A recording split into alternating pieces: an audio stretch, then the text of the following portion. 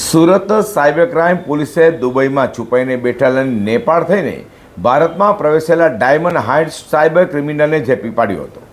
લાખો રૂપિયાના ઇન્વેસ્ટમેન્ટ ફ્રોડમાં સંડોવાયેલા આરોપીને સાયબર ક્રાઇમે ઝડપી પાડતા અનેક ખુલાસાઓ થશે તેમ લાગી રહ્યું છે.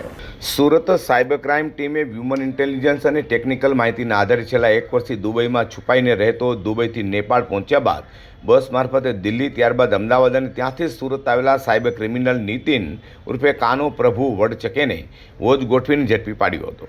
આરોપી અગાઉથી ઝડપેલા બેંક મેનેજરના સંપર્કમાં રહી મની મ્યુચ્યુઅલ બેંક એકાઉન્ટ ખોલાવવાની કામગીરીમાં સંડોવાયેલ હોવાની તપાસમાં ખુલાસો થયો છે. બેંક મેનેજરને કમિશન આપીને બેંક કીટ મેળવવામાં આવતી અને ત્યારબાદ ટેલિગ્રામ મારફતે સાયબર ગુનાહિત નેટવર્ક સુધી પહોંચાડવામાં આવતી હોવાની વિગતો સામે આવી છે. આ કેસની નાણાકીય તપાસમાં કુલ 46 મની મ્યુચ્યુઅલ બેંક એકાઉન્ટ સામે આવ્યા છે. એકાઉન્ટમાં કુલ 31 કરોડ 36 લાખથી વધુના શંકાસ્પદ વ્યવહારો થયાનું પણ પોલીસ તપાસમાં જાણવા મળ્યું છે. સંબંધિત એકાઉન્ટ અંગે દેશના વિવિધ રાજ્યોમાંથી NCCRP પોર્ટલ પર કુલ 227 ફરિયાદો પણ નોંધાઈ છે.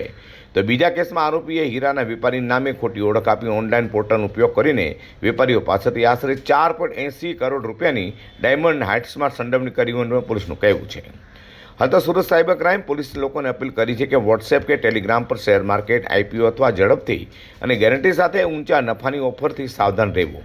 અજાણી લિંક, એપ્લિકેશન કે બનાવટી ઈડી, સેબી દસ્તાવેજોની ખરાઈ કર્યા વગર કોઈ રકમ ટ્રાન્સફર ન કરવી અને સાયબર ફ્રોડનો ભોગ બન્યા હોય તો તાત્કાલિક 1930 પર જાણ કરવા અને national cyber crime reporting portal પર ફરિયાદ નોંધાવવા પોલીસ દ્વારા અપીલ કરાઈ છે.